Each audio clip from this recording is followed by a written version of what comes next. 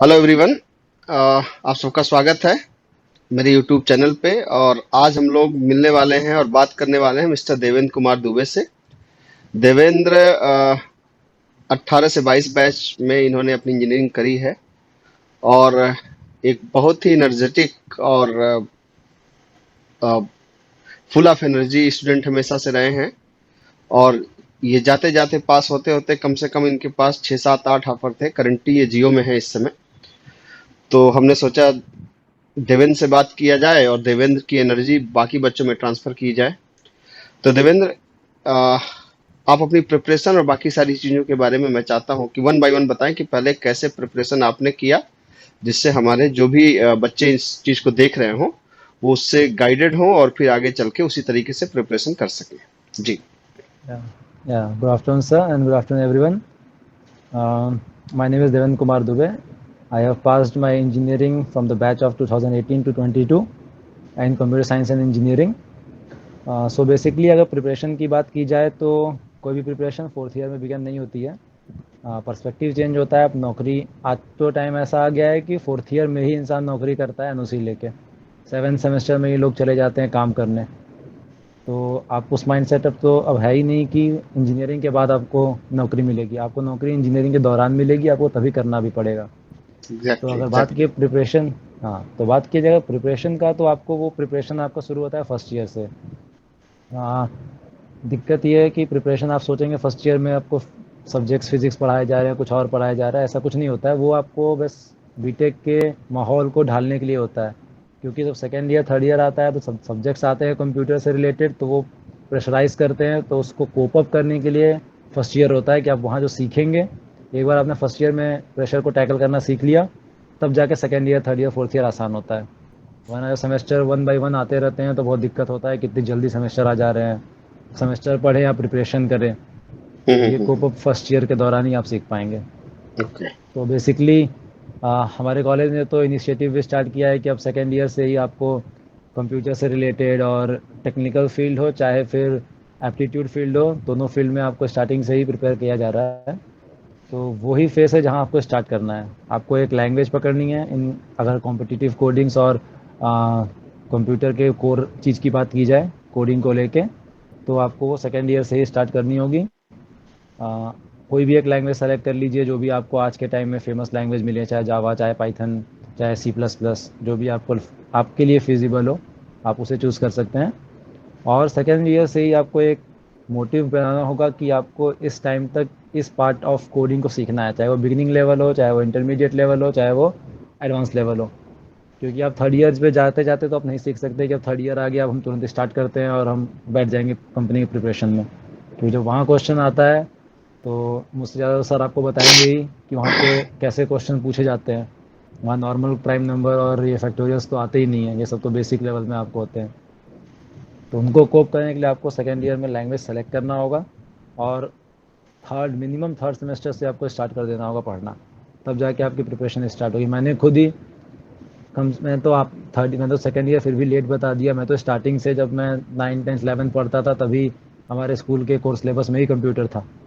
तब से हम कंप्यूटर को चूज़ करते हुए आए हैं। आगे बीटेक के फर्स्ट ईयर से ही हमने कंप्यूटर को पढ़ा, कभी उसको छोड़ा नहीं कि नहीं जब टाइम आएगा तब पढ़ेंगे, ऐसा कुछ नहीं था। स्टार्टिंग से फर्स्ट ईयर में पढ़ा, सेकेंड ईयर में पढ़ा, लैंग्वेज स्विच करते गए। जैसे हमने जावा पढ़ा था, जावा सीख लिया। फिर फर्स्ट ईयर में सी पढ़ा, सी सीखा। फिर उसके बाद सी प्लस प्लस पढ़ा, उसे सीखा। सेकेंड ईयर के लास्ट में या थर्ड ईयर के स्टार्टिंग आते आते पाइथन तो सर ने ही पढ़ाई है, पूरी की पूरी पाइथन सर से ही सीखी है। तो पाइथन वहाँ पे पढ़ा। तो ऐसे करते 3 4 लैंग्वेजेस हो गए। इसका फ़ायदा दोनों पर्सपेक्टिव में हुआ। चाहे आप ये बात करें कि एक आपका रेज्यूमे या सीवी जो भी आप बोले वो बनाने के लिए भी आपके पास 3 4 लैंग्वेजेस हो गए, और प्लस आपने सीख भी लिया। आपने सीख लिया और आपके रेज्यूमे में लिखने के लिए कुछ है ही नहीं, तो भी कोई फ़ायदा नहीं है। क्योंकि इंसान ओके। रेज्यूमे देखेगा। तो पहले आपने बताया कि हम लोग तीसरे सेमेस्टर में तीसरे चौथे सेमेस्टर में कम से कम एक लैंग्वेज पे मास्टरी कर लें। हाँ, एक लैंग्वेज एटलीस्ट सेलेक्ट कर ले कि हमको कम से कम इसे सीखना है। बेसिक भी जाने लेकिन सीखना है कम से कम, ये तो डिसाइड हो ही जाए। ओके। तो ढेर सारी कंपनियों के आप लोगों ने इंटरव्यू दिए, तो अलग अलग कंपनियों का इंटरव्यू कैसा था? मतलब उनके बेसिक राउंड कैसे थे, इंटरव्यू कैसा था, क्या सब में कॉमन चीजें थी या अलग अलग था, ये आप अगर बताएंगे तो हमारे बच्चों को और तैयारी करने में, समझने में मदद मिलेगी, प्लीज। हाँ, अगर इस बेसिस बात किया जाए कि क्या चीज़ें कॉमन हैं और ज़रूरी हैं, तो कोडिंग ही सिर्फ ज़रूरी नहीं है, क्योंकि हम्म। आपकी कंपनी कोडिंग्स नहीं ले, सिर्फ कोडिंग्स देख के नहीं लेते, आपके एप्टीट्यूड भी उतना ही स्ट्रांग होना चाहिए। ओके। तो जैसे aptitude in the sense quants होते हैं, रीजनिंग होते हैं, इंग्लिश होते हैं, तो ये सब भी ज़रूरी होते हैं, क्योंकि बेसिकली फर्स्ट राउंड सबके यही होते हैं। जब हम्म। आपने एप्टीट्यूड राउंड क्लियर करते हैं तब आपको कोडिंग पे हैंड्स ऑन करने का मौका मिलता है। हाँ, हम्म। लेकिन कोडिंग इम्पॉर्टेंट इसलिए है, भले आपने एप्टीट्यूड क्लियर कर लिया, क्योंकि हर कंपनी में प्रोफाइल्स होती हैं। एक लोअर लेवल प्रोफाइल होती है, एक मीडियम लेवल होती है, एक हायर लेवल होती है। जैसे आपने अगर इन्फोसिस के बारे में सुना होगा तो उसी में 3 प्रोफाइल हमारे पास होते हैं। आपने सबने जाना हो 3 प्रोफाइल, 3.4, 4.5 से 5, फिर 10 LP, ऐसे लंबे लंबे प्रोफाइल होते हैं। तो वो डिसाइड करता है आपके इन्हीं बेसिस पे। एप्टीट्यूड आपने निकाल लिया, आपने कर लिया, तो आपको एक मिनिमम लेवल ही मिलेगा, ये जान लिया जाएगा कि आपको कुछ आता है जिससे आप लॉजिक क्रिएट कर सकते हो। और जो मेन आपको प्रोफाइल अपग्रेडेशन होता है वो आपको कोडिंग के थ्रू ही मिलेगा। तो ये जो हमारे कोर, जो आप कंप्यूटर साइंस आप बोलते हो, तो कंप्यूटर साइंस का कोर ही है कोडिंग, और कॉम्पिटिटिव एग्जाम्स को फाइट करने के लिए जो हम लॉजिक बनाते हैं, तो वो तो आपका कोडिंग पार्ट ही है। लेकिन वहाँ तक पहुँचने के लिए एटलीस्ट आपको एक बेस जो होता है एप्टीट्यूड का, वो चाहिए होता है। तो फर्स्ट आपको एप्टीट्यूड तैयार करना है, जो हर कंपनी में कॉमन है। फिर कोडिंग आपको तैयार करनी है, जो कि हर कंपनी में कॉमन है, बट डिफर करता है कि कुछ कंपनियां होती हैं जो बेसिक लेवल पे ले जाती हैं, तो वो नॉर्मल कोडिंग्स पूछती हैं। और जो हमारे हमारे कंपनी हमारे कॉलेज में टॉप कंपनीज आती हैं, चाहे वो TCS हुई, चाहे वो इन्फोसिस हुआ, चाहे रिलायंस जियो हुआ, चाहे अनथिंकेबल हो, चाहे डेफोडिल्स हो, ये सारी की सारी आपको कोडिंग लेवल पर अपग्रेड करके ले जाती हैं। तो ये आपको डिसाइड करना है कि आपको सिर्फ एप्टीट्यूड लेवल की कंपनी चाहिए, या लेवल पे अप करके एक high level of coding competitive environment के लिए एक बड़ी कंपनी चाहिए। इसका मतलब ये हुआ कि इसको अगर हम लोग कंक्लूड करें तो इस तरीके से कर सकते हैं कि आपने कहा कि अ, अगर आपको कंपनी में एंट्री चाहिए तो आपको एप्टीट्यूड क्वांट्स तो तैयार करना ही पड़ेगा, लेकिन अगर प्रोफाइल को रिच करना है, आपको आगे और ग्रोथ करनी है, तो फिर कोडिंग मस्ट हो जाती है वहां पर। हाँ, ऐसा। ओके। तो आगे आपने जो अपने कारपोरेट कल्चर के बारे में बताइए कि आपने कारपोरेट कल्चर जो ज्वाइन किया वो कैसा कल्चर था, उसमें क्या रहा, उसमें किस तरीके से चीजें हुई, क्या फर्क है पढ़ने में और काम करने में, क्या चैलेंजेज आते हैं। हम्म। तो सबसे पहले तो मैं अपना खुद का एक्सपीरियंस शेयर करूंगा कि कॉरपोरेट कल्चर में जाना कैसे हुआ। क्योंकि एस एस फार है, सबका एक कुछ ना कुछ एम होता है इंजीनियरिंग करने के बाद। कुछ का होता है कि कोर इंजीनियरिंग में जाना, कुछ का होता है ना भी जाना। हम्म। तो एक पॉइंट ऑफ टाइम मेरा भी डाइवर्जन था कि मैं कोर इंजीनियरिंग के फील्ड में जाऊं या कुछ अलग सा चूज़ करूं। हम्म। तो उसमें थोड़ा कंफ्यूज था, तो मैंने भी सोचा नहीं था कि मैं कोडिंग कंपनीज को बैठूंगा। मैंने सोचा चलो पहले दूसरा कुछ तैयार करते हैं। But at point of time लोगों को समझाने पे ये हुआ कि आप इंजीनियरिंग को कितने भी टॉप परसेंटेज से पास करें, आप 86% वाले हो चाहे आप 96% वाले हो, अगर आपके हाथ में प्लेसमेंट नहीं है तो आपकी वैल्यू ज़ीरो ही है। आप कितने बड़े टॉपर हो। तो मैंने अपने टाइम में अच्छे से पढ़ाई की, बट मुझे किसी ने कहा था, जब मैंने ये बोला लोगों से कि मैं नहीं भरूंगा कंपनीज के फॉर्म, तो हम्म। मुझे सर ने भी बोला और कुछ लोगों ने बोला कि अगर आप फॉर्म नहीं भरेंगे तो इससे किसी का नुकसान नहीं होगा। बात ये हो जाएगी कि अगर आप टॉपर हैं तो कोई नहीं पूछेगा आप टॉपर है, अगर आपके हाथ में प्लेसमेंट नहीं है लोग यही बोलेंगे वो सिर्फ पढ़ने वाला रट्टू टोता था, लेकिन उसको नॉलेज नहीं थी। तो जब हम्म। ये मोटिवेशन मिला तो मैंने सोचा ठीक है, अब तो निकालना ही पड़ेगा। हम्म। तो वहाँ से फॉर्म भरने शुरू किया हम लोगों ने। ऑब्वियसली सर का गाइडेंस हमेशा मेरे साथ रहा, इनफैक्ट हमारे प्रोजेक्ट के हेड भी सर ही थे। तो गाइडेंस हमेशा रहा, कोडिंग से नॉलेज हो चाहे कुछ भी हो, कोई भी डाउट होता है सर से पूछते थे, आके मिलते थे। वहाँ से फिर एक तरीके से लास्ट में स्टार्टिंग किया फॉर्म भरने, चाहे वो इन्फोसिस आई चाहे वो विप्रो आई। तो ऐसे करते करते करीब 9 कंपनीज़ में इन हैंड प्लेसमेंट कॉलेज से ही मिला, 9 कंपनियाँ निकली, और उसमें अच्छी अच्छी टॉप कंपनियाँ भी थी, चाहे वो इन्फोसिस हो, चाहे वो विप्रो हो, चाहे वो रिलायंस जियो हो, चाहे ADP हो, और भी जो बाकी 5-6 कंपनियाँ वो हो। सारी अच्छी कंपनीज थी, सब में किसी में पैकेज 5 से नीचे तो था ही नहीं, सबके पैकेजेस हाई थे। तो वहाँ का ऐसे कल्चर्स में आए। फिर लास्ट में होता है कि सबके अपने पर्सपेक्टिव होते हैं कि किसको कैसी कंपनी चाहिए। हम्म। कुछ का होता है, अब हो सकता है मैंने तो रिलायंस जियो ज्वाइन किया, हो सकता है आपका मन हो विप्रो ज्वाइन करने का, आपका मन हो इन्फोसिस ज्वाइन करने का, तो कोई कोई दिक्कत नहीं है। ऐसा नहीं है कि अगर मैंने इन्फोसिस रिलायंस ज्वाइन किया है तो क्या पता उसमें कुछ ज़्यादा अच्छा ही हो या बहुत ज़्यादा ऑफर मिल रहा है, ऐसा कुछ नहीं है। सबका अपना कोर पर्सपेक्टिव होता है, मेरा भी कुछ कोर पर्सपेक्टिव था रिलायंस जियो ज्वाइन करने के पीछे। आप अपने पर्सपेक्टिव को देखिए, कंपनी अच्छी बुरी नहीं होती है, कंपनी डिपेंड करता है आपका मेहनत और आप वहाँ क्या दे रहे हैं। अगर मैं रिलायंस जियो में अपना एफर्ट नहीं दूंगा तो कंपनी मुझे नहीं रखेगी। मैं जिस जगह एफर्ट दूंगा वो कंपनी मुझे उतना ही रखेगी, उतना ही मुझे अपग्रेडेशन ऑफ स्किल मिलेगा वहाँ पे। तो आपके ऊपर है, आप कंपनी आप कोई भी चूज़ करो, लेकिन अपने हिसाब से आपको जो लगे आप वो कंपनी चूज़ करो। फिर आप कॉर्पोरेट लाइफ में आओगे तो आपको एकदम बेस मिल जाएगा, क्योंकि आप जो सीख के आज तक आए हो वो होता है एक मुकाम पे पहुँचने के लिए। आप एक बार कॉर्पोरेट लाइफ में गए तो जरूर आप, ये नहीं है आपने कोडिंग सीख के है तो आप कोडिंग करने वाले हो बैठ जाओगे पहले दिन से, ऐसा कुछ नहीं होता है। अब वो कॉर्पोरेट जिसमें आप गए हो वो आपको हायर किए कोडिंग के बेसिस पे, बट आपको अब वो बताएगी कि हमें ये रिक्वायरमेंट है, आप इन सब चीज़ों को फिट करने के लिए आप सीखो। हम्म। वो आपको फिर से सिखाएगी। तो हम्म। बीटेक एक ऐसा फील्ड है कि आप ये नहीं बोल सकते कि आप 4 साल की पढ़ाई हो गई आप ख़त्म। आपको कॉर्पोरेट में आने के बाद भी हर दिन सीखना होगा, हर साल नया प्रोफाइल सीखना होगा, हर दिन की टेक्नोलॉजी चेंज हो रही है, कंप्यूटर साइंस में हर टेक्नोलॉजी को सीखना होगा। तो ऐसे कॉर्पोरेट लाइफ बढ़ेगा। आपको कंपनी में आप जाओगे वो आपको बोल देगा कि नहीं, हमें कोडर्स हमारे पास हैं, लेकिन अब हमें चाहिए कि आप इस कोडिंग में कुछ अलग करके दिखाओ। एक पूरा लाइन ऑफ चीज़ें बनी हुई हैं, क्या पता कुछ चीज़ें कोडिंग ऑफ पर्सपेक्टिव रिएक्ट से बनाओ, कुछ अलग चीज़ से बनाओ, तो रिएक्ट के वो आजकल एक नया टेक्नोलॉजी आएगा जो रिएक्ट को चेंज करेगा, तो आपको वो नए टेक्नोलॉजी पढ़ के आपको रिएक्ट की जगह पे उसे लगाना होगा। तो ये डिपेंड करेगा, आज आज पाइथन जावा टॉप पे है, कल कोई नया लैंग्वेज आएगा तो आपको उस नए लैंग्वेज पे पूरे के पूरे कोड को स्विच करना होगा।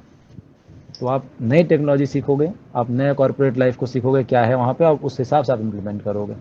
अच्छा, एक बीटेक का बच्चा जो मान लो कि जो प्राइम फैक्टोरियल करके गया है और अचानक से मान लो बहुत ज्यादा उसने नैपसैक किया, DP dynamic programming sliding window किया है, और फिर अचानक से उसके सामने जब वो जाता है कंपनी में और 10,000 लाइन का एक कोड आ जाता है जिसमें 100-200 टेबल्स होती हैं, तो हम्म। पहली बार देख के तो चक्कर आ जाता होगा मुझे लगता है। या किस तरीके से कंपनी रिप्रेजेंट करती है आपके सामने कि यार ये काम है, अब इसमें तुम्हें एडिट करना है। कंपनी को भी पता है कि बच्चे क्या सीख के आए हैं, उनको भी पता हाँ। है बच्चे ने जो भी सीखा है स्लाइडिंग विंडो नैपसैक, ये लोग एक लेवल पे सीख के आए बेसिक लेवल पे। अगर उनके सामने पूरा कोड खोल के रख दे हम अपने ऐप का या अपने खुद के प्रोडक्ट का, तो उन्हें हाँ। खुद समझ में नहीं आएगा, क्योंकि वहाँ पे ऐसे नॉर्मल कोड्स नहीं लिखे होते हैं कि आपने लिख दिया एक क्लास बना दिया खोल दिया कर दिया। वहाँ पे जब आपको अलग अलग मॉड्यूल्स मिलेंगे, पता चलेगा कि एक मॉड्यूल लिखा हुआ है कहीं एक 100th ऑफ फंक्शन एक कहीं बना हुआ है 100वां पैकेजेस में, वहाँ का इंपोर्ट हो रहा है 1000 पैकेज में। तो आपको समझ में नहीं आएगा कौन सा कोड कहाँ से कहाँ पेस्ट हो रही है, हाँ। कहाँ से हाँ। कौन सा पार्ट कहाँ से किसको एक्सेस कर रहा है। तो वो कंपनी उस चीज़ को जानती है, तो आपको कभी वो कंपनी ऐसा देगी ही नहीं कि आपको ऐसा लगे ओ माय गॉड मैं कहाँ आ गया हूँ। हाँ। तो वो कंपनी आपको पहले तो खुद ही सिखाएगी, पहले तो उस चीज़ का नॉर्मल सिखाएगी। अगर एक कंपनी जावा पे काम करती है, भले आपको जावा आता हो, वो नहीं मानेगी आपको जावा आता है। हम्म। वो आपको सिखाएगी, वो अपना खुद का एक ट्रेनिंग मॉड्यूल देगी, बोलेगी आप पहले इसे कंप्लीट करो ताकि हमारा सेटिस्फेक्शन मिल जाए। क्योंकि ऑब्वियसली अगर कोई कंपनी करोड़ों की है या लाखों करोड़ों की है तो वो पहले देखिए आप हैंडल कर पा रहे हो कि नहीं। पहले आपको एक अपना बेसिक लेवल में स्टार्ट करेगी, उसके बाद वो आपका नॉलेज चेक करेगी, जब उसको लग जाएगा कि हाँ अब आपको आता है, तब जाके वो अपने मेन प्रोडक्ट का आपको एक मॉड्यूल असाइन करेगी, भाई तुम पहले इस मॉड्यूल को देख लो, इस मॉड्यूल से रिलेटेड आप दूसरी चीज़ को देख लो। जैसे रिलायंस जियो मेरी दूसरी कंपनी है, इससे पहले मेरा मैं आईडीपी में था, तो वहाँ का भी सेम माहौल था। उन्होंने पहले मुझे एक मॉड्यूल पे डाला कि आप डेवलपर के साथ रह लो, वहाँ देख लो, आप सीखो, अगर आपको लगता है कि आप इसमें अच्छे हो या आपको आ रहा है तो हमारे पास आओ, तब आपको मेन प्रोडक्ट के बारे में देंगे। मैं आपको हम्म। सीधे प्रोडक्ट के पास नहीं भेज सकता हूँ कि आप हाँ ये प्रोडक्ट लो पूरा कोड देख लो। हम्म। तो इसमें मॉड्यूल वाइज आपको पढ़ाया जाएगा, बताया जाएगा उसके बारे में कि हमारा ये मॉड्यूल है। फिर आपको कंपनी हो सकती है, अगर आप बहुत अच्छे हो, बहुत ज़्यादा नॉलेज है तुम्हारे पास, या फिर उससे ज़्यादा आपको उन्हें लग रहा है कि नहीं आप कैपेबल हो, तो वो आपको खुद ऑप्शन देगी कि आप इस पूरे प्रोडक्ट के किस टेक्नोलॉजी पे वर्क करना चाहते हो। क्योंकि कोई भी प्रोडक्ट किसी एक पर्टिकुलर लैंग्वेज पे सिर्फ काम नहीं करता है, उसके पीछे बैकएंड के बहुत सारे लैंग्वेजेस बहुत सारी चीज़ें हैं, बैकएंड से इंक्लूडेड, फ्रंट एंड से इंक्लूडेड बहुत सारी चीज़ें हैं, उनमें डेटाबेस जुड़े हुए हैं, उसमें एपीआई जुड़े हुए हैं, अलग अलग चीज़ें जुड़ी हुई हैं एक सिमिलर एक प्रोडक्ट से। तो आपसे वो पूछेगा आप किस चीज़ में स्ट्रॉन्ग होल्ड करते हो।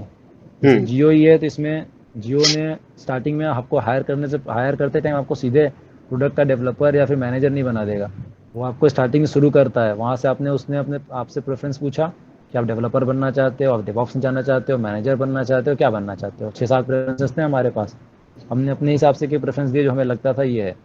और 5-6 महीने के कॉरपोरेट के माहौल में ढालने के बाद वो आपको फाइनली रिलीज़ करेगा आपके कोर में, जहाँ आपको लगता है कि आपको जाना होगा। तो हर जगह यही होता है, प्रोडक्ट के बारे में आपको बताया जाएगा, आपको सिखाया जाएगा, फिर आपसे ही, अगर आप अच्छे हैं तो आपसे पूछा जाएगा कि आप किस फील्ड में आप काम करना चाहते हो। आप डेटाबेस पे करोगे, आप फ्रंट एंड पे करोगे, आप बैक एंड पे करोगे, या फुल स्टैक सीखना चाहते हो, कोई दिक्कत नहीं है। तो उस हिसाब से फिर आपको आपके रोल असाइन हो जाएंगे। ओके। ओके।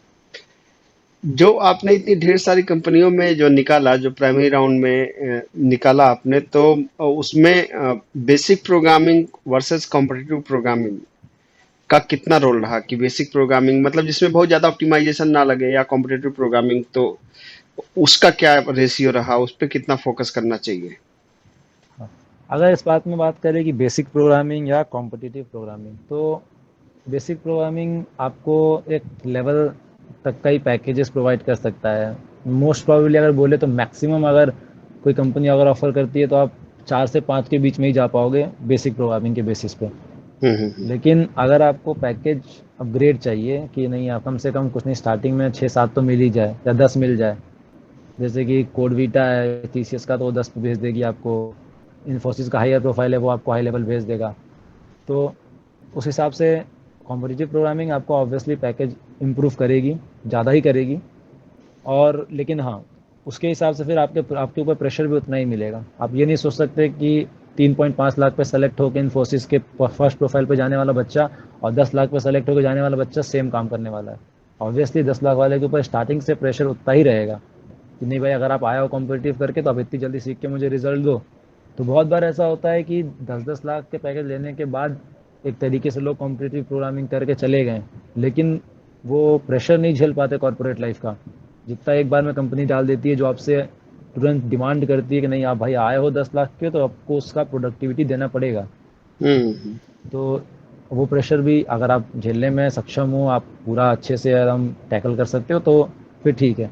वरना 3.5 लाख पे हायर होने वाला बच्चा भी, बहुत अपने कॉलेज में ही एग्जांपल्स हैं, मैं नाम मेंशन नहीं करूँगा किसी का भी, लेकिन मैंने खुद देखा है अपने सीनियर्स को कि 3.5 एलपीए पे इन्फोसिस में जाने के बाद 1 साल के अंदर इंटरनली उन्होंने अपग्रेड करके 10 लाख पे चले गए। हम्म। तो कोई डिमेरिट नहीं है कि आप 3.5 लाख पे सेलेक्ट हो रहे हो। आप 3.5 लाख पे सेलेक्ट हो, आपको एक फ्रेश स्टार्ट मिला, धीरे धीरे कम प्रेशर के साथ आप उसमें ढले, आपने इंटरनली एग्ज़ाम दिया, और 1 साल के अंदर आपने सीखा भी अच्छा खासा आराम से, शांति से, और फिर तुरंत आप 10 लाख पे पहुंच गए 1 साल में। मोर देन 200% ग्रोथ होना कोई बड़ी बात, बहुत बड़ी बात है, लेकिन कोई टेंशन की बात नहीं। आप आराम से फ्री होके आप सीख रहे हो। लेकिन आप 10 लाख पे चले गए, आप सीख ही नहीं पाए, आप प्रेशर नहीं हैंडल कर पाए, फिर आप कंपनी से बाहर हो जाओ। इससे तो बेटर ही है कि आप स्टार्ट वहाँ से करो जहाँ से आपकी कैपेबिलिटी है। ये नहीं कि आपने कहीं से किसी तरह निकाल लिया ये 10 लाख, तो अब 10 लाख नहीं, मैं इसी में जाऊँगा, पता चला आप चले गए, जो अच्छा खासा 5 लाख का पैकेज था हाथ से वो भी चला गया, और कंपनी में कुछ दे भी नहीं पाए। तो आप स्टार्ट वहीं से करो जहाँ आपकी कैपेबिलिटी, आपको लग रहा है नहीं हाँ मैं इसके कैपेबल हूँ, मैं यहाँ से स्टार्ट कर सकता हूँ, या मैं इस कंपनी के प्रेफरेबल कर सकता हूँ।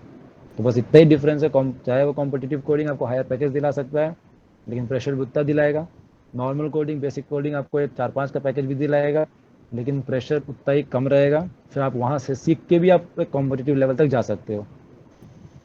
तो टोटल आपके ऊपर है, आप कितना सीखे हो या कितना आपके अंदर टैलेंट है, कोई दिक्कत नहीं, आप दोनों में से कोई भी आप चॉइस करो। एट एट एंड मैटर करता है कि आप ग्रोथ कर रहे हो कि नहीं। 10 लाख वाला भी ग्रोथ करते करते at a point of time highest port of a company, अगर वो सीईओ भी बन जाता है किसी कंपनी का, उसको उतना ही पैकेज मिलेगा। 3.5 वाला भी अगर ग्रोथ करते करते पहुंचेगा सीईओ के पोस्ट पे, उसको उतना ही पैकेज मिलेगा। टाइम डिफर हो सकता है लोगों का, कोई 1 साल बाद 1 साल पहले, उससे कोई फर्क नहीं पड़ता है, सबके पास बहुत सारे टाइम है। ओके। ओके। अब अपने को कुछ वो क्या बोलते हैं, कुछ ऐतिहासिक इंटरव्यू बताओ जो आके बताते थे, सर मैंने इंटरव्यू में ये कर दिया, मैंने इंटरव्यू में वो कर दिया। वो इंटरेस्टिंग होते थे कि तुम्हारे इंटरव्यू बड़े अलग अलग और बड़ा एनर्जी वाले रहते थे, तो उसके बारे में आप कुछ बताओ। इंटरव्यू प्रिपरेशन की बात करें तो पहले तो मेरे लिए खुद भी शॉकिंग है, हम्म। कि मैंने, अगर अपने कम कॉलेज में के टाइम में मैंने एग्ज़ाम्स जो क्लियर किए हैं, एक होता है ना आप एग्ज़ाम क्लियर करते हो फिर आप इंटरव्यू पहुंचते हो, तो मैंने गिन के 9 कंपनी के एग्ज़ाम क्लियर ही किए थे, हम्म। और 9 कंपनी में प्लेसमेंट ही हुआ। हम्म। मतलब कि मैंने जितनी भी कंपनी के एग्ज़ाम्स क्लियर किए, उस कंपनी में मेरा इंटरव्यू क्लियर हुआ ही हुआ है। तो ऐसा ऐसा कोई क्या कंपनी इंटरव्यूअर नहीं। था जो तुम्हारे में देखता था कि हाँ इस लड़के को रख ही लेना चाहिए? नहीं, मेरे दोस्त तो कभी कभी बोलते थे, भाई तू इतने ऐसे आंसर देता है, मैं बगल में सोचता हूँ कि तेरा तो नहीं ही होगा, और तेरा अच्छा। हो कैसे जाता है। मेरे अच्छा। बगल में बैठ के मेरे दोस्त यही बोलते थे। हाँ तो मैं हाँ। उनसे यही बोलता था कि हो सकता है, मैं ये नहीं बोलूंगा कि 9 इंटरव्यू में मैंने इतने अच्छे जवाब दे दिए कि मैंने सबसे ज्यादा अच्छा मैं ही था। लेकिन हम्म। हाँ, ये है कि मेरे 9 इंटरव्यू में कॉन्फिडेंस लेवल उतना ही रहा जितना पहले इंटरव्यू में था। हम्म। एज्यूम, कभी ये नहीं सोचता था कि सामने वालों को मुझसे कम आता है, लेकिन हाँ हम्म। इतना सोचता था कि मेरे को जितना वो पूछता है उतना तो आता ही है। तो कभी भी हम्म। ऐसा हुआ है, मतलब मैं भी जानता हूँ, मेरे दोस्त बगल में रहते हैं वो भी जानते हैं कि हो कभी कभी बीच में आंसर गलत हो जाता था। मैं हम्म। जानता हूँ मैंने खुद आंसर गलत दिया है, मुझे पता है। हम्म। लेकिन इतना कॉन्फिडेंस से वो गलत आंसर दिया है कि सामने वाला इंटरव्यूअर भी सोचता होगा कि मैं सही हूँ वो सही है। हम्म।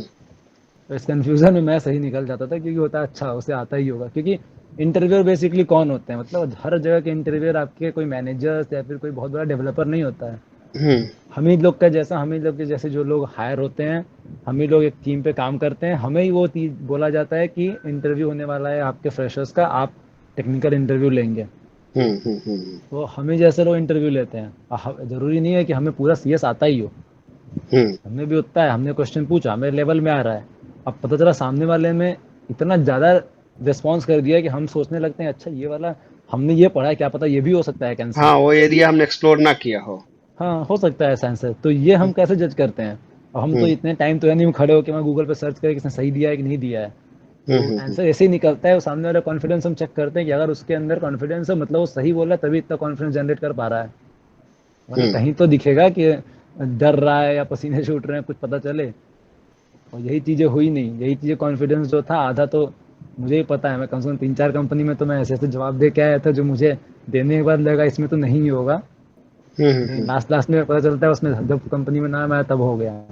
तो 9 कंपनी के एग्जाम दिए, 9 कंपनी का इंटरव्यू है, 9 के 9 क्लियर किया। और उसके बेसिक था, हर जगह से नॉलेज काम नहीं आई, नॉलेज था लेकिन कॉन्फिडेंस उसी लेवल में था। अगर 10 में मैंने 7 आंसर सही दिए, 3 आंसर जो गलत दिए उस कॉन्फिडेंस में इतना दिया है कि सामने वाला ही कंफ्यूज था कि वो सही है मैं सही हूँ। तो वो जो कॉन्फिडेंस और ओवर कॉन्फिडेंस की बारीक लाइन है, उसे कैसे आप करते थे कि ऐसा ना लगे कि यार ये लड़का कुछ ज्यादा ही स्टाइल मार रहा है या ज्यादा ही ओवर कॉन्फिडेंट हाँ है? ये भी तो एक फीलिंग आ जाती है ना जब आप थोड़ा इस तरह से चीजें करते हैं तो। हाँ। तो वो वो कैसे मैनेज करेंगे? हर वो पर्सपेक्टिव सर एकदम स्टार्ट से होता है। एक तो हर अगर आप इंटरव्यू दे रहे हैं तो हर चीज़ में मायने रखता है। हम्म। आपका सामने आप कैसे बैठे हैं ये लुक से भी मायने रखता है कि आप वेल ड्रेस्ड हैं, आप क्या कर रहे हैं। आप इंटरव्यू देने का फॉर्मूला यही है कि आप अगर एक नॉर्मल तरीके से आप कुछ भी पहन के या कैसे भी बैठ गए हैं तो आपका इंप्रेशन वैसे ही ख़राब हो गया है कि अच्छा ये तो फिर लाइटली ले ही रहा है हाँ, इंटरव्यू को। गंभीर है नहीं, हाँ लेकिन आप बिल्कुल। सामने ही पहले दिख ही जा रहे हो कि आपने प्रॉपर ड्रेसअप हो, क्या है, एकदम लग रहा है कि आप इंटरव्यू में कहीं बैठे हो या हम्म। प्रोफेशनल की तरह। तो एक हम्म। तो पॉजिटिव इम्पैक्ट दिमाग में रहता है। हम्म। फिर जो आज तक हमने सीखते आए हैं, हमारे टीचर्स ने सिखाया है हमें कि वो बॉडी लैंग्वेज और कैसे बिहेवियर है। तो बॉडी लैंग्वेज आधा कॉन्फिडेंस आपका बॉडी लैंग्वेज ही बता देता है कि वो कॉन्फिडेंस है या ओवर कॉन्फिडेंस है। अब हम्म। बार बार हिल हिल के हम प्रेशराइज कर रहे हो तो पता चल जाएगा कि आप बस अपनी बात प्रूफ करने की कोशिश कर रहे हो। हम्म। लेकिन आप एकदम काम हो के वो कॉन्फिडेंस दिखा रहे हो, सिर्फ अपने हेड से ही पूरा आई टू आई कांटेक्ट करके हेड से ही अपना इंटरव्यू का गेम खेल रहे हो, तो ये होता है अच्छा हाँ वो सिर्फ कामली है, मीन्स उसका कॉन्फिडेंस जो है उसके अंदर है, काम माइंड से काम कर रहा है। उसके बाद डिपेंड करता है आप आंसर कैसे दे रहे हो। आप आंसर दे हो तो ऐसा दो कि आप अपने पॉइंट को प्रूफ करो, ना कि सामने वाले के पॉइंट को गलत साबित करो। हम्म। अगर आप यहाँ तक में इंटरव्यू में हो कि आप अपने पॉइंट देने के बाद आप एकदम कॉन्फिडेंस से उसको समझा रहे हो सर ये है ये, उसको लगता है हाँ उससे कुछ आ रहा है, वो उस पर जस्टिफाई कर रहा है। लेकिन आप अगर ऐसा जनरेट करो कि नहीं मुझे ही सिर्फ आ रहा है, सर आपको नहीं आ रहा है, समझिए ये भी है ये भी है। ये तो तो बहुत बहुत गलत फिलॉसफी है कि अगर आपने अंडर एस्टिमेट किया किसी को भी, ये तो कभी हाँ। नहीं करना चाहिए, क्योंकि वो जो बंदा आया है, हो सकता है वो प्रोग्रामिंग फील्ड का ना भी हो लेकिन उसको समझ तो होगी बहुत अच्छे से चीजों की। दोनों पॉइंट सर इंटरव्यू में वैसे दोनों इफेक्ट करता है। एक तो होता है कि अगर अच्छे लोग हैं जो मतलब एक कोडर्स हैं या फिर एक प्रॉपर प्रोफेशनल्स हैं, तो वो हम्म। तो आपको इस बेसिस पे देखेंगे कॉन्फिडेंस आपका कि हाँ आपको आ रहा है नहीं आ रहा है क्या आ रहा है। लेकिन ज़रूरी नहीं है कि आपको कॉर्पोरेट में ऐसे ही लोग मिलें। हम्म। हमारे अगर हम बात करें अपनी क्लास की बात करें, अगर मेरे क्लास में 60 लोग थे, 60 इंजीनियर बने हैं। आज नहीं तो कल 60 के 60 इंटरव्यू लेंगे, लेकिन 60 के 60 का माइंड पर्सपेक्टिव सेम नहीं था। कुछ हम्म। बहुत अच्छे थे पढ़ने में, कुछ शरारती भी थे। जो हम्म अच्छे हैं वो तो आपको उस लेवल में आपका इंटरव्यू लेंगे एज ए प्रोफेशनल, और जो हम्म शरारती हैं वो आपका इंटरव्यू वैसे ही लेंगे। फिर अगर उनको लग गया कि नहीं आप तो एटीट्यूड दिखा रहे हो, तो इसलिए नहीं आपको हटा देंगे, आपको नहीं आता इसलिए कि तुम अपने अंदर ऊपर ले लेगा इंटरव्यूअर ईगो, कि मुझसे हम्म कैसे दिखाने का प्रूफ कर रहा है कि मुझसे ज़्यादा आता है इसको। हम्म वहाँ भी आपको छट जाओगे, फिर आपको पता भी नहीं चलेगा, आप तो ये सोचते जाओ मुझे सब कुछ आ रहा था, फिर मैं हम्म कैसे निकल गया। तो वो पूरा का पूरा डिपेंड करता है कि एक इंटरव्यूअर के माइंड में अपना अपनी इमेज क्या भेजा। हम्म तो आपको वही मैनेज करना होगा कि आप इंटरव्यूअर से एक प्रोफेशनल कम्युनिकेशन क्रिएट कर रहे हो, उसे दबा नहीं रहे हो, अपनी बातें आप प्रूफ कर रहे हो। अगर वो कुछ बोलता है तो आप उस चीज़ पे रिप्लाई करो अपने आप को एक अलग तरीके का आंसर दे के कि हाँ मेरी ये बात है सर, मैं इस फॉर्म में बोल रहा हूँ। आप ये ना बोल दो उसने बोल दिया नहीं सर ये तो नहीं है सर, ऐसा मेरा वाला ऐसा है, एज आप पर ये माय बोल रहे हो बेस्ट सर ऑफ ये। नॉलेज सर, मुझे ये पता है, हाँ अगर मैं गलत हूं तो हाँ, I will check it out. नहीं मतलब नहीं आ रहा है। इंटरव्यू, हाँ, इंटरव्यू की तो एक बहुत ही कॉमन फिलॉसफी होनी चाहिए हमेशा से कि आप जो है काम एंड हम्बल, ये हमेशा काम करता है, इंटरव्यू में भी जीवन में भी हमेशा काम करता है। आप कितने काम हैं, कितने हम्बल हैं। अ, जरूरी नहीं, कई बार लोग इसका फायदा भी उठाते हैं, लेकिन इन जनरल ये काम करता है।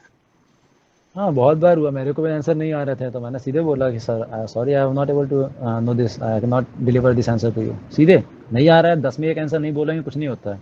लेकिन हम्म आप 10 में अगर आप, जैसे हर इंसान इतना कॉन्फिडेंटली नहीं बोल सकता है कि नहीं मुझे आता है, तो हो सकता है आपके अंदर वो ना हो कि आप एक काम इंसान हो, आप धीरे धीरे आंसर ही देते हो, आप उस हम्म लेवल का कॉन्फिडेंस नहीं दिखा पाओगे। तब ये डिपेंड करता है कि अगर आप 10 में आपको एक दो नहीं आ रहा है तो आप उसे कामली बोल दो, आप डिफेंड करने की कोशिश ना करो।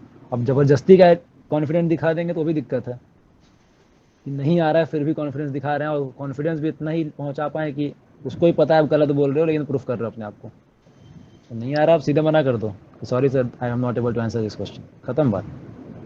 तो student life versus corporate life. बच्चा क्लास नहीं करना चाहता, चाहता है कि कब सर छोड़ दे, मैं क्लास बंक करके भाग जाऊं, और अब 10-10 घंटे की शिफ्ट, 8-8 घंटे की शिफ्ट। क्या लगता है आपको कि मतलब वो पढ़ाई थोड़ी गंभीरता से कर लेनी चाहिए, अदरवाइज हो सकता है और लंबी शिफ्ट हाँ, करनी पड़े।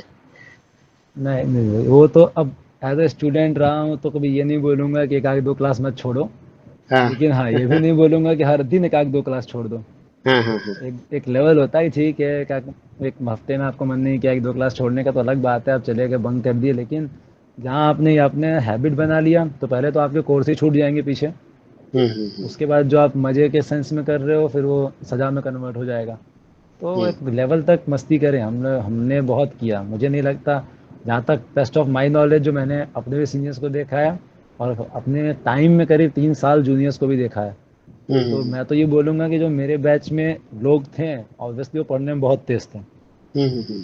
मतलब एक अगर अपने से ही बोलूँ बेस्ट बैच, अगर कोई मेरे जो, मैं अपनी बात ही नहीं कर रहा हूँ बाकियों की बात कर रहा हूँ, बहुत सारे जो स्टूडेंट मेरे साथ थे ऑब्वियसली सब बहुत ज़्यादा टैलेंटेड है, सबके अंदर एक अलग इम्पोर्टेंस ऑफ देम था कि हाँ भाई इसके अंदर कुछ बात है, देख के बोले हाँ कुछ है इसके अंदर, हम्म पढ़ सकता है ये। हम्म। तो बहस तो हमेशा से हमारी वैसी ही रही है, लेकिन हम लोग भी बंक करते थे, लेकिन एक लिमिट में करते, इतना भी नहीं कर देते थे कि एक अपना क्लास का भी नाम खराब हो रहा हो कि ये क्लास तो ऐसी ही है। नहीं नहीं, आप लोग तो लेकिन बहुत ही रेगुलर थे अपने उस हिसाब से। हाँ, तो मजे करें एक आध दो क्लास बंद करें लेकिन उसको हैबिट, क्योंकि अगर वहाँ हैबिट नहीं बना झेलने का तो फिर कॉर्पोरेट में सीधे 9 घंटे डायरेक्ट बैठने पड़ते हैं। और वो हम्म भी किस्मत है, अगर अच्छी कंपनी तो कंपनी डिफर करता है। अब हमारी कंपनी थोड़ा ठीक है तो हम लोग अच्छे अच्छे से आराम से 9 घंटे में ही कर लेते हैं। मतलब दो तीन, अगर 3-4 घंटे में भी काम हो गया तो थोड़ा 5 घंटे रिलैक्स रहता है, 5 घंटे में हुआ 3 घंटे रिलैक्स रहता है, कभी कभी पूरा दिन रिलैक्स हो जाता है अगर टारगेट को अच्छे से पूरा काम कर लिया तो। तो क्या ऐसे रोज का रिलैक्सेशन, टारगेट रहता है, आप ये कहना चाह रहे हैं? हाँ एक कंपनी दो टाइम, मतलब हर एक फील्ड में अलग अलग वर्क होते हैं। तो कुछ ऐसे हम लोग हैं तो हम लोग रोटेशन में काम करते हैं, सिर्फ एक टीम में काम नहीं कर रहे हैं। या हम्म जैसे जियो के बहुत सारे प्रोडक्ट हैं, जियो मिट है, माई जियो ऐप है। तो करंटली तो मैं माई जियो ऐप में काम कर रहा हूँ, बट इससे पहले मैं जियो मिट में काम कर रहा था। हाल ही हम्म में मैं और भी कुछ इनिशिएटिव्स हमारे कंपनी के और भी अलग अलग प्रोडक्ट्स है, तो उसके में बीच बीच में महीनों के लिए स्पेशल प्रोजेक्ट्स पे स्विच होते रहते हैं हम लोग। हर कंपनी के इंटरनल स्पेशल प्रोजेक्ट्स होते हैं तो आप उसमें भी स्विच होते रहेंगे, तो आप एक्सप्लोर बहुत करेंगे। लेकिन हर प्रोडक्ट का काम क्या पता सिमिलर ना हो। तो जिसमें अब काम कर रहे हैं तो ये रिलैक्सेशन बहुत ज़्यादा है, 2-3 घंटे में काम हो जाता है। तो कुछ बीच में स्पेशल प्रोजेक्ट्स में गए थे जहाँ टारगेट था कि इस चीज़ को हमें डिलीवर करना है 3 दिन के अंदर या 2 दिन के अंदर, तो पता चला हमारी टीम बहुत अच्छी है, तो हमने उसे एक दिन में डिलीवर कर दिया, और 3 दिन का टारगेट था, एक दिन में डिलीवर हो गया, अब 2 दिन आराम कर रहे हैं, 2 दिन तो कोई ग्रेट। दिक्कत ही नहीं है। तो ये डिपेंड मुझे तो करता है लगता आपके है ऊपर, कि आपकी कंपनी के ऊपर। मुझे लगता है कि इंडिया में कम से कम जियो का अच्छा फ्यूचर है, और जियो काफी मार्केट कैप्चर कर, हालांकि जियो ने तो सबसे ज्यादा मार्केट कैप्चर किया ही है, हाँ और भी करेगी, मुझे ऐसा लगता है। हाँ, अब ऑब्वियसली अगर नॉर्मली तो वैसे टॉप इंडियन कंपनी रिलायंस जियो ही है। हम्म। और आजकल आप बिलीव ज़्यादा इंडियन कंपनीज पे ज़्यादा बिलीव करेंगे हम। फॉरेन हम्म। कंपनीज ऑब्वियसली अच्छी होती हैं, बहुत पैकेजेस देती हैं, लेकिन अगर एक रिसेशन ने फॉरेन को हिट किया, तो फिर सीधा रिसेशन हर जगह पे काम करेगा। रिसेशन एक्चुअली में इंडिया में हिट करता भी ज़्यादा नहीं है, लेकिन फॉरेन में वो उनका जो भी शेयर में इधर उधर होता है, उसका इफेक्ट इंडिया में पड़ जाता है हमारे। हम्म। हायरिंग वायरिंग हुई तो मैंने लिमिटेड, पता नहीं कंपनीज में, आप इस बार तो बहुत ज़्यादा देखा गया कि कंपनीज ने निकाल दिया। हम्म। लेकिन रिलायंस जियो में हमने एक्चुअली अपने में तो कभी नहीं सुना, जो हमारे तरह इंजीनियरिंग पोस्ट वाले लोग हैं, जहाँ पे तो एक्चुअली नहीं स्ट्राइक हुआ, हम लोग को नहीं किया गया, क्योंकि जियो के पास बहुत सारे प्रोडक्ट पड़े हुए हैं। हम्म। उनके पास प्रोडक्ट हैं, अब हाल ही में ये इतने ज़्यादा टाइप्स कर रहे हैं फॉरेन को इंडिया में लाने के लिए, फॉरेन कंपनीज टाइप्स कर रहे हैं, तो वहाँ पे और भी प्रोडक्ट्स इनके ऐड हो ही जा रहे हैं। तो स्कोप बहुत ज़्यादा है, तो एटलीस्ट इसमें यहाँ सेफ्टी ऑफ जॉब तो बहुत है। आप जॉब सिक्योर बहुत कर सकते हैं, मतलब मैंने देखा है, बहुत ऐसा नहीं होता है सब हम लोग की तरह ही आए हैं जो काम बहुत कर रहे हो, नॉर्मल भी लोग काम करते हैं। कुछ होते हैं जो नहीं कर पाते हैं, तो ऐसा भी नहीं है कंपनी उन्हें निकाल दे रही है, उन्हें मौका देती है, ठीक है आप इसको नहीं कर पा रहे हो, आप दूसरे में काम कर लो। हाँ, अब ये हो गया कि आप 8 महीने तक काम कर रहे हो, आपने 8 महीने में कुछ भी नहीं किया। फॉर एग्जाम्पल अगर आप ये ले लें, आप टेस्टिंग ही कर रहे हो किसी भी चीज़ की, तो आपने 8 महीने में अगर आपने एक इशू भी नहीं दे पाए आप, कि आपको इशू दिख ही नहीं रहा, आप 8 महीने से काम कर रहे हो, तो फिर कंपनी भी क्या करेगा? वो तो आपको नेचुरल सी बोलेगा ना। बात है, कोई भी कंपनी, खासतौर से प्राइवेट सेक्टर में, बिना स्किल और बिना काम के आप तो रह नहीं सकते, नेचुरल सी बात। हाँ, तो वो तो सब कॉलेज से ही आएगा सर, कि आप वहाँ पे माहौल में ढल गए हो, अपने हैबिट बना ली है कि हमने इतने घंटे तो पढ़ेंगे ही पढ़ेंगे, फिर आप कॉरपोरेट में आके 9 घंटे आप काम कर ले रहे हो।